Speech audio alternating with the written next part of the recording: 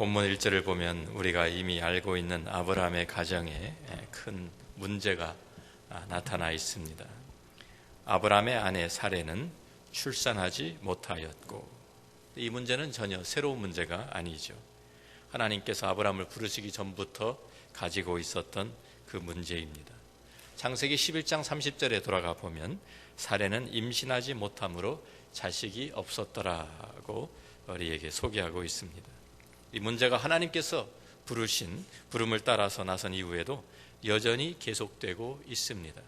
가나안 땅에 거주한 지 10년이 지났는데도 불구하고, 또 창세기 15장에서 하나님의 언약을 새롭게 받은 이후에도 이 문제가 해결될 기미가 전혀 보이지가 않습니다.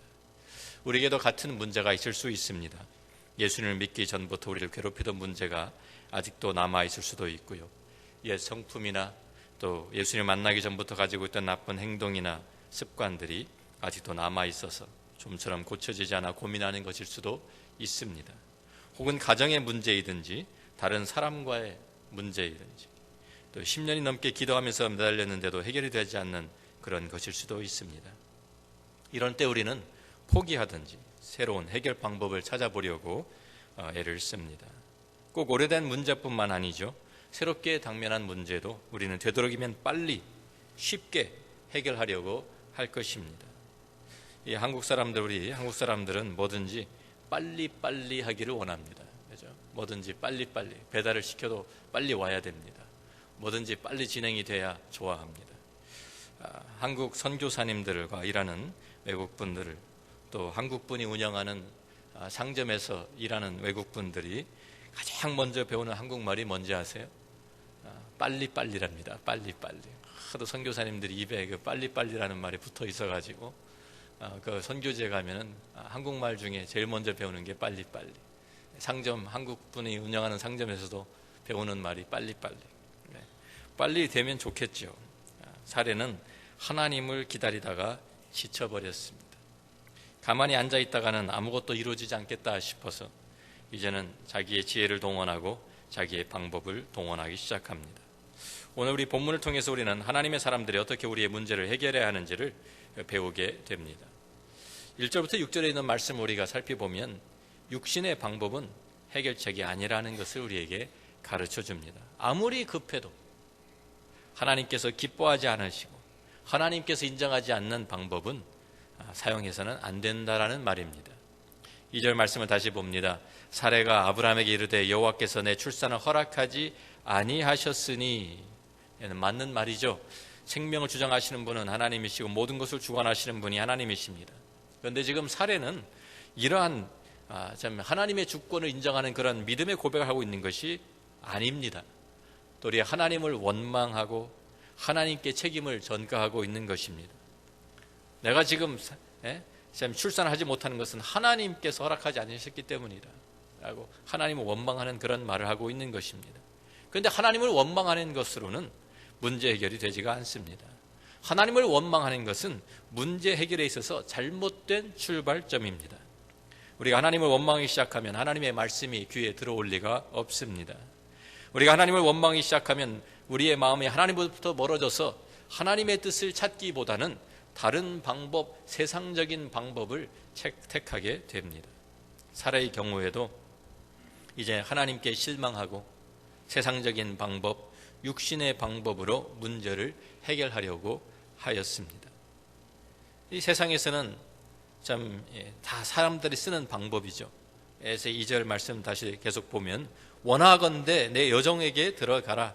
내가 혹 그로 말미암아 자녀를 얻을까 하노라 하매 아브라함이 사레의 말을 들으니라.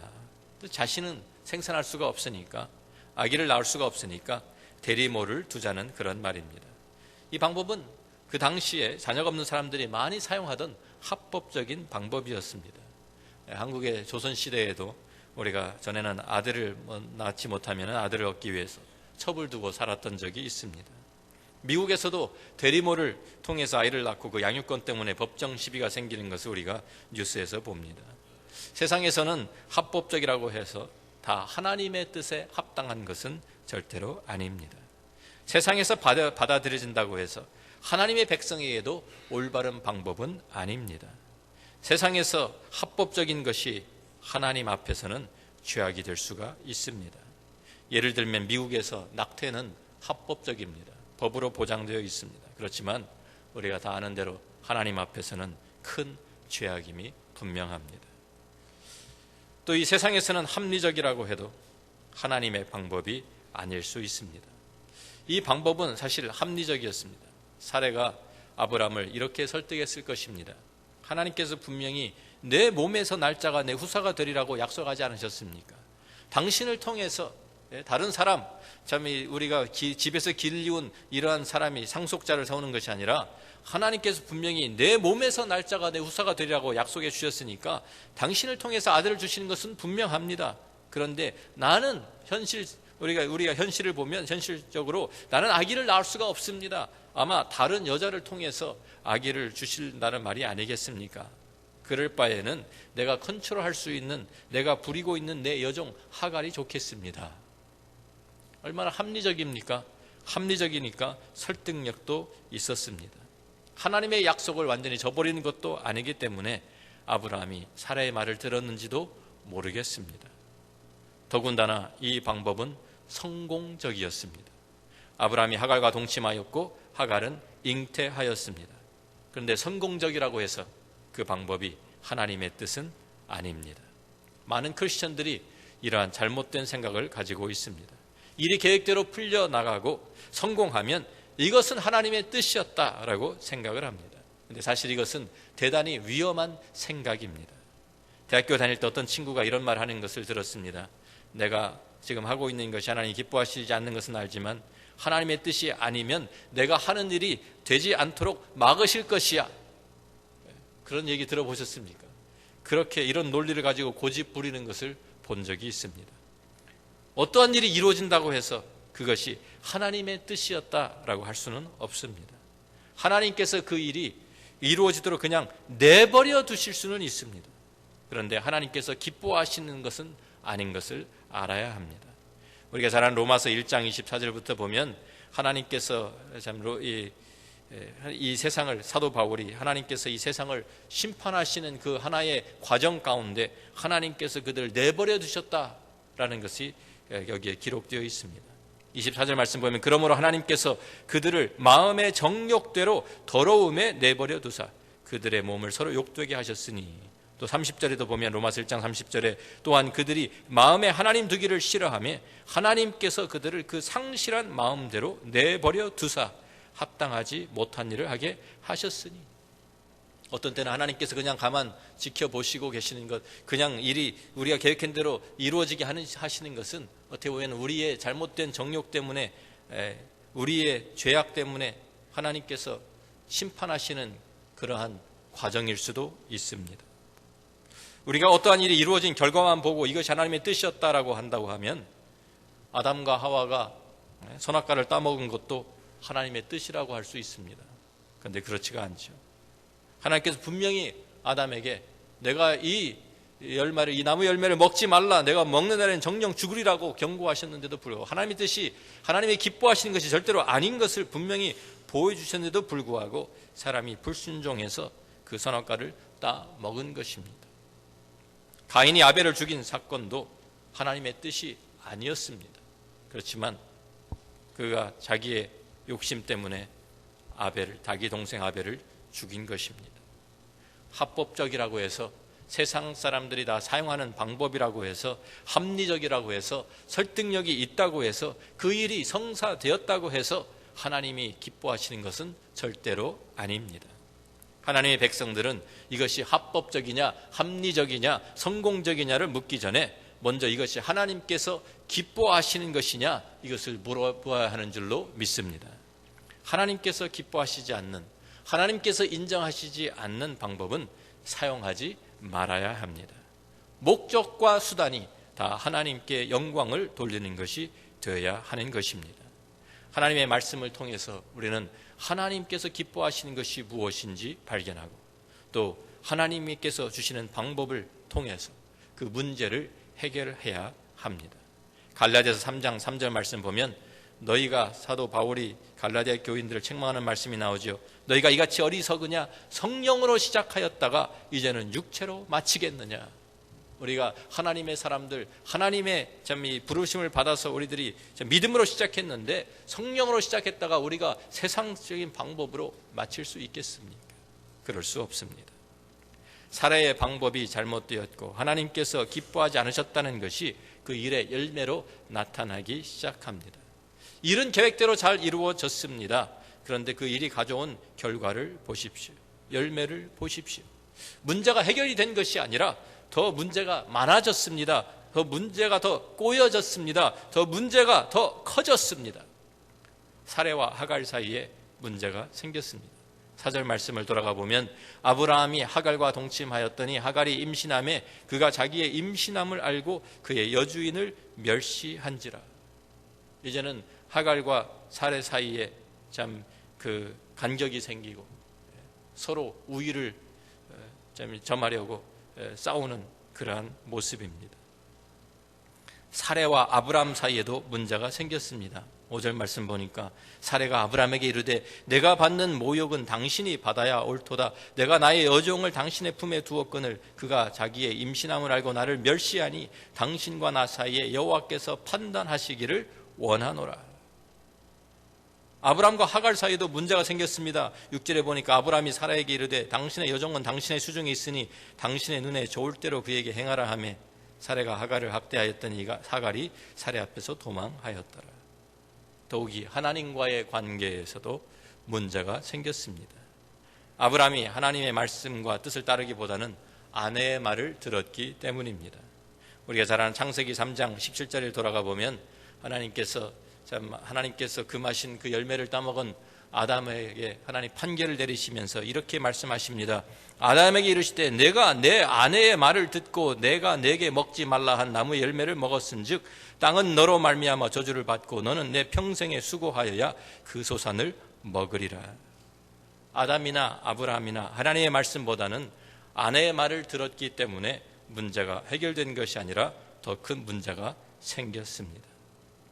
어떤 남편들은 또 이런 말을 들으면 좋아가지고 집에 가서 써먹죠. 아내 말 듣지 말라고 했잖아, 성경에. 아내 말 들으면 큰일 난다고. 그런 말이 아닙니다. 아내의 말을 듣지 말라는 말이 아닙니다.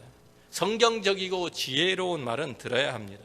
그렇지만 세속적이고 육신적인 해결 방법은 사실 해결 방법이 아니라는 것을 우리에게 가르쳐주고 있는 것입니다. 문제 해결을 위해서 아무런 노력도 하지 말라는 그런 말도 아닙니다. 단지 먼저 하나님이 기뻐하시는 것인가를 물어보아야 한다라는 말입니다.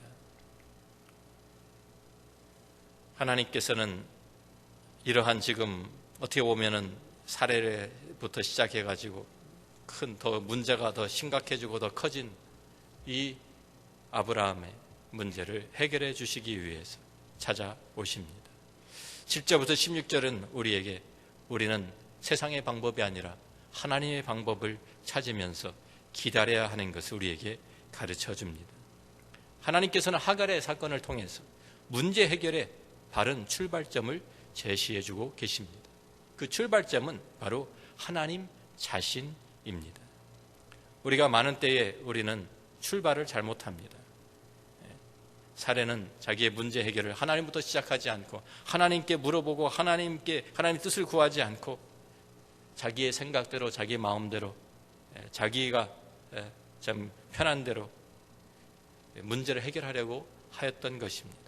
그런데 하나님께서 그 출발점이 잘못되었다는 것을 지적하시는 것이죠. 하나님으로부터 시작해야 되는데 모든 문제 해결은 하나님으로부터 시작이 됩니다. 여기에서 하갈은 참 살해 학대를 받다가 견디다 못해서 도망을 치고 맙니다. 생명의 위협을 느꼈기 때문에 살아야 되겠다고 도망을 친 것이겠죠. 임신한 몸이기 때문에 자신의 생명뿐만 아니라 태아의 생명을 위해서 도망을 쳤을 것입니다. 그런데 도망치는 하갈의 마음이 어떠한 마음이었을까요? 모든 사람들에게로부터 버림을 받아서 몸도 마음도 상처 투성이었을 것입니다. 사실 이런 상황 속에 자기가 던져진 것도 자기 자신의 결정도 아니었습니다.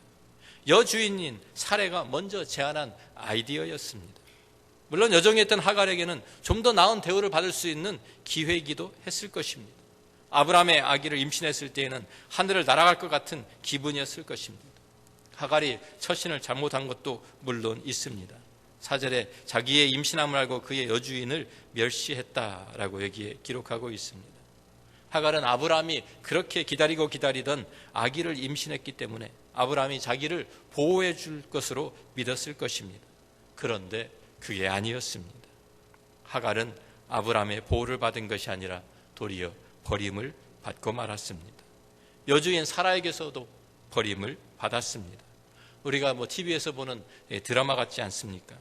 권력 있는 사람들이 필요할 때는 자기의 필요한 사람들을 데려다가 이용하다가 문제가 생기면 그냥 아무 때나 버리고 마는. 하갈은 선택의 여지가 없었습니다. 살기 위해서는 도망치는 수밖에 없었습니다. 그래서 아마도 자신의 고향인 애굽으로 돌아가기 위해서 사막길로 들어섰을 것입니다. 임신한 무거운 몸을 가지고 사막길을 혼자 도망을 칩니다. 그런데 버림받고 방황하던 바로 이 하갈에게 하나님께서 찾아오십니다. 7절 8절 말씀 보면 도망치던 광야의 한 샘물 곁에서 하나님의 사자를 만나게 됩니다. 여호와의 사자가 광야의 샘물 곁 그 술길 샘 곁에서 그를 만나 이르되 사레의 여종 하갈아 내가 어디서 왔으며 어디로 가느냐. 그가 이르되 나는 내 여주인 사레를 피하여 도망하나이다. 하나님께서 이 사레가 어디서 왔고 어디로 가는지 몰라서 물어보시는 것이 아니죠. 이런 질문하실 때는 하나님께서 이 하갈이 자기 자신의 모습을 다시 돌아볼 수 있도록 하기 위해서 물어보시는 것입니다. 하나님께서 아담의 범죄한 후에도 그 숨어있는 아담에게 하나님을 찾으시면서 아담아 내가 어디 있느냐 말씀하신 것, 자기 자신이 지금 죄를 범한 그 자기 자신을 모습을 바로 볼 수 있도록 하기 위해서 물어보신 것입니다. 여기에도 마찬가지입니다. 하갈에게 내가 어디서 왔으며 어디로 가느냐. 무슨 목적이 있습니까? 그냥 살기 위해서 도망쳤는데 무슨 목적이 있고 어디로 무슨 계획이 있었겠습니까? 하나님의 사자가 다시 그에게 좀 말씀을 합니다. 다시 사라에게 돌려보내면서 하갈이 아들을 낳을 것과 그 아들의 이름을 이스마엘이라 할 것을 말해주죠. 9절 말씀부터 봅니다. 여호와의 사자가 그에게 이르되 내 여주인에게로 돌아가서 그 수하에 복종하라. 여호와의 사자가 또 그에게 이르되 내가 내 씨를 크게 번성하여 그 수가 많아 셀 수 없게 하리라. 여호와의 사자가 또 그에게 이르되 내가 임신하였은즉 아들을 낳으리니 그 이름을 이스마엘이라 하라. 이는 여호와께서 내 고통을 들으셨음이니라. 하나님께서 하갈을 보호해 주실 것을 말씀하시는데 먼저 하나님의 뜻에 복종할 것을 말씀합니다. 하나님께서 하나님의 뜻에 먼저 복종하면 하나님께서 해결해 주실 것이다 라고 약속해 주십니다. 지금 자신을 학대하는 바로 거기서 도망쳐 왔는데 자기의 죽이려고 하는 그 여주인에게 돌아가는 일이 쉬웠겠습니까? 자신을 버린 아브라함의 집으로 돌아가는 일이 쉬웠겠습니까? 그런데 하나님께서 하갈을 다시 아브라함에게로 돌려보내고 사라에게 돌려보낸 것에서는 뜻이 있습니다. 먼저 문제로부터 도망치는 것이 문제 해결이 아니라는 것입니다. 많은 사람들이 문제가 생기면 자기는 좀 골치 아프니까 그냥 도망치고 피하고 보려고 하는 분들이 많습니다. 도망치는 것은 절대로 문제 해결이 아닙니다. 문제 해결의 출발점은 다시 돌아가서 그 원점으로 돌아가서 거기에서 하나님 앞에 나가서 복종하는 것입니다. 지금 여주인에게 돌아가서 그 수하에 복종하라는 것은 사실 하나님께 복종하라고 하시는 말씀인 것입니다. 하나님의 그 권위에 하나님께서 주신 그 권위에 복종하라는 말인 것입니다. 문제 해결의 출발점은 다시 하나님께로 돌아가는 데 있습니다. 그리고 하나님 앞에 나아가서 하나님의 뜻을 구하는 데 있습니다. 하나님께 복종하기 시작하면 이제 하나님께서 그와 함께 하십니다. 더 이상 하갈은 혼자가 아닙니다. 하나님께서 그와 함께 하시고 하나님께서 지켜주실 것을 그에게 약속하십니다. 이스마엘이라는 이름의 뜻은 하나님이 들으셨다라는 뜻입니다. 하나님이 들으심. 여호와께서 내 고통을 들으셨음이니라 11절에 말씀하고 있습니다. 하갈이 하나님을 찾았다는 내용이 없습니다. 하나님께 기도했다는 내용도 없습니다. 그렇지만 하나님께서는 하갈의 아픔을 헤아리고 계셨습니다. 하갈의 영혼의 그 고통을 이미 듣고 계셨습니다. 그리고 먼저 하갈을 찾아오셨습니다. 우리 주님은 지금도 소망을 잃어버린 사람들, 길을 잃고 방황하는 사람들을 먼저 찾아오십니다. 누가복음 19장 10절 말씀 보면 주님께서 이렇게 말씀하시죠. 인자가 온 것은 잃어버린 자를 찾아 구원하려 함이니라. 수많은 사람들이 죄에서 지금 방황하고 있고 죄에 빠져서 정말 멸망의 길로 가고 있는데 그들을 잃어버린 자를 찾아서 구원하려 하기 위해서 오셨다고 주님 스스로 말씀하셨습니다. 하갈은 참 자신이 만난 하나님을 기념하기 위해서 그 우물의 이름을 이렇게 지었습니다. 13절 14절에 보니까 하갈이 자기에게 이르신 여호와의 이름을 나를 살피시는 하나님이라 하였으니 이는 내가 어떻게 여기서 나를 살피시는 하나님을 배웠는고 함이라. 이러므로 그 샘을 부엘라 헤로이라 불렀으며 그것은 가데스와 베레 사이에 있더라. 부엘이라는 것이 샘이란 뜻입니다. 그래서 하나님이 나를 살피시는 하나님의 샘이다, 나를 살피시는 살아계신 분의 우물이다 라는 그러한 뜻으로 그 부엘라 헤로이라는 이름을 주었습니다. 하갈은 고통 중에 하나님을 만나게 되었습니다. 하나님을 만난 것을 기념하기 위해서 이 우물의 이름을 지은 것입니다. 먼저 하나님께서 하갈을 보셨고 하나님을 찾아오셨고 이제는 하갈이 그 하나님을, 자기를 찾아오신 하나님을 보게 된 것입니다. 그러면서 그는 분명하게 깨달을 수 있었습니다. 하나님께서는 나를 살피시는 분이시다.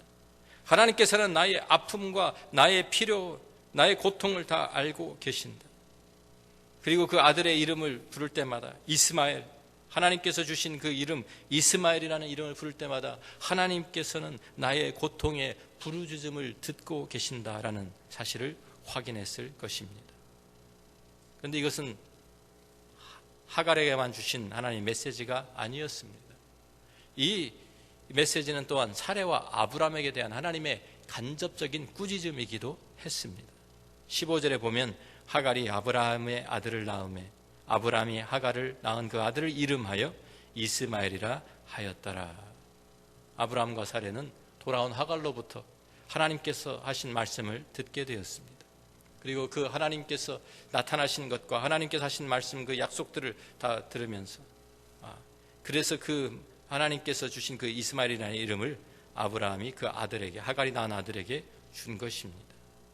하나님께서는 아브라함, 사라에게도 똑같은 메시지를 주고 계셨습니다. 너는 내가 너를 잊어버린 줄로 알고 있었지, 사레. 나는 너를 잊지 않았다. 너는 내가 너를 버린 줄로 알고 있었지, 나는 너를 버리지 않았다라는 책망을 하시는 것입니다. 살아계신 하나님께서 너를 살피고 계신다, 지금도 너를 보고 계신다라고 말씀하시는 것입니다. 하나님께서 나의 고통의 부르짖음을 듣고 계시는 것입니다. 사레는 자기가 출산하지 못하였기 때문에 하나님께서 나를 잊어버리셨다, 하나님께서 나는 버리셨다 이렇게 생각했는지도 모릅니다. 그런데 하나님께서는 하갈을 통해서 아니다, 난 너의 고통을 알고 있다, 나는 너의 지금 필요를, 너를 나는 버리지 않았고 나는 너를, 나의 모든 지금 상황을 알고 있다고 주님께서 말씀하시는 것입니다. 우리가 잘 아는 시편 139편 1절부터 10절 말씀을 보면 다윗이 이렇게 하나님 앞에 고백합니다. 여호와여, 주께서 나를 살펴보셨으므로 나를 아시나이다. 주께서 내가 앉고 일어섬을 아시고 멀리서도 나의 생각을 밝히 아시오며 나의 모든 길과 내가 눕는 것을 살펴보셨으므로 나의 모든 행위를 익히 아시오니 여호와여, 내 혀의 말을 알지 못하시는 것이 하나도 없으시니이다. 주께서 나의 앞뒤를 둘러싸시고 내게 안수하셨나이다. 이 지식이 내게 너무 기이하니 높아서 내가 능히 미치지 못하나이다. 내가 주의 영을 떠나 어디로 가며 주의 앞에서 어디로 피하리이까. 내가 하늘에 올라갈지라도 거기 계시며 스월에 내 자리를 펼지라도 거기 계시니이다. 내가 새벽 날개를 치며 바다 끝에 가서 거주할지라도 거기서도 주의 손이 나를 인도하시며 주의 오른손이 나를 붙드시리이다. 주님께서 우리에게 말씀하십니다. 내가 너를 안다. 내가 너의 상황을 알고 너의 형편을 알고 너의 고통을 알고 너의 부르짖음을 내가 듣고 있다. 주님께서 말씀하십니다. 우리 주님께서 마태복음 10장에서도 너희에게는 머리털까지 다 세신 바 되었다고 우리에게 약속합니다. 우리의 그 세밀한 부분까지, 세세한 부분까지도 주님께서 다 알고 헤아리고 계십니다. 그렇기 때문에 우리는 우리의 그 모든 것을 아시는 하나님 앞에 우리 자신을 내어 맡길 수 있습니다. 그 주님을 의지하고 세상의 방법이 아니라 하나님 앞으로 나아가서 하나님의 방법을 구해야 되는 것입니다. 거기에서부터 문제 해결이 시작되는 것입니다. 우리가 지난주에도 보았던 이사야 40장 27절 31절 말씀을 다시 봅니다. 야곱아 어찌하여 내가 말하며 이스라엘아 내가 이르기를 내 길은 여호와께 숨겨졌으며 내 송사는 내 하나님에게서 벗어난다 하느냐. 너는 알지 못하였느냐 듣지 못하였느냐. 영원하신 하나님 여호와 땅끝까지 창조하신 이는 피곤하지 않으시며 곤비하지 않으시며 명철이 한이 없으시며 피곤한 자에게는 능력을 주시며 무능한 자에게는 힘을 더하시나니 소년이라도 피곤하며 곤비하며 장정이라도 넘어지며 쓰러지되 오직 여호와를 앙망하는 자는 오직 여호와를 앙망하는 자는 새 힘을 얻으리니 독수리가 날개치며 올라감 같을 것이요 다른 박질하여도 곤비하지 아니하겠고 걸어가도 피곤하지 아니하리로다. 아멘. 주님께서 우리와 함께 하십니다. 그렇기 때문에 우리는 우리의 모든 염려, 근심, 걱정 모든 것을 다 주님께 맡길 수 있습니다. 이는 주님께서 우리를 권고하시기 때문입니다. 우리를 돌보시기 때문입니다. 나를 지금도 살피시는 하나님이시기 때문입니다. 그 주님 앞에 나아가서 우리의 문제를 쏟아 놓으십시오. 우리의 모든 우리의 고통을, 아픔을 주님 앞에 내려 놓으십시오. 그리고 주님을 바라보십시오. 주님께서 주님의 방법으로 우리를 이끌어 주시고 우리의 문제들을 해결해 주실 줄로 믿습니다. 다 같이 기도합니다. 우리가 부르는 찬양곡 가운데 주만 바라볼지라는 찬양이 있습니다. 하나님의 사랑을 사모하는 자, 하나님의 평안을 바라보는 자, 너의 모든 것 창조하신 우리 주님이 너를 얼마나 사랑하시는지, 하나님께 찬양과 경배하는 자, 하나님의 선하심을 닮아가는 자, 너의 모든 것 창조하신 우리 주님이 너를 자녀 삼으셨네. 우리가 하나님의 자녀가 되었으면 그때부터 하나님께서는 우리를 전적으로 책임져 주십니다. 우리가 느끼지 못해도 하나님께서는 이미 우리를 살피고 계십니다. 우리의 모든 사정도 알고 계시고, 내가 아파하는 그 고통도 알고 계시고, 내가 신음하는 그 신음소리에도 주님이 귀 기울여 들어주십니다. 하나님 사랑의 눈으로 너를 어느 때나 바라보시고 하나님 인자한 귀로서 언제나 너에게 기울이시니 어두움의 밝은 빛을 비춰주시고 너의 작은 신음에도 응답하시니 너는 어느 곳에 있든지 주를 향하고 주만 바라볼지라. 하나님께서 우리를 지금도 바라보고 계시기 때문에 우리는 이제 우리의 눈을 들어서 주님을 바라보아야 할 때입니다. 나의 시선과 주님의 시선이 마주칠 때 거기에서부터 문제가 해결되기 시작하는 것입니다. 주님 앞에 나아가십시오. 내려놓으십시오. 모든 것을 다 아시고 그럼에도 불구하고 나의 모든 부족함과 아픔과 고통과 실수와 나의 죄악까지도 아시는 하나님께서 그럼에도 불구하고 나를 사랑하시기 때문에 나를 인도해 주십니다. 하나님의 사랑으로, 하나님의 긍휼과 자비로 우리를 이끌어 주십니다. 그 주님의 그 손길에, 주님의 그 자비로운 손길에 우리 자신을 맡겨 드리십시오. 아버지 하나님, 감사합니다. 우리는 실수 투성이들입니다. 우리들은 우리의 생각과 우리의 지혜로 하나님의 계획을 도리어 망쳐놓을 때가 많습니다. 하나님의 뜻을 따라가기보다는 도리어 내 고집 때문에 문제를 더 키우고 더 꼬여지고 더 아픔을 가져오는 그러한 우리들입니다. 그럼에도 불구하고 하나님 저희들을 포기하지 아니하시고 우리를 계속 지켜보시며 바라보시며 우리를 살피시는 우리 하나님 감사와 찬양을 드립니다.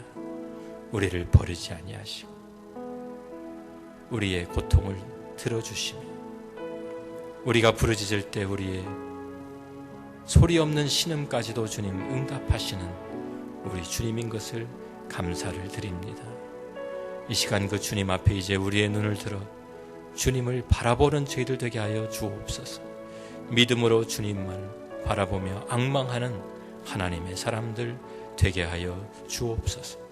우리가 알지 못하는 하나님의 방법으로 하나님께서 우리를 인도하시며 새롭게 하시며 치유하시는 하나님의 손길을 기대합니다.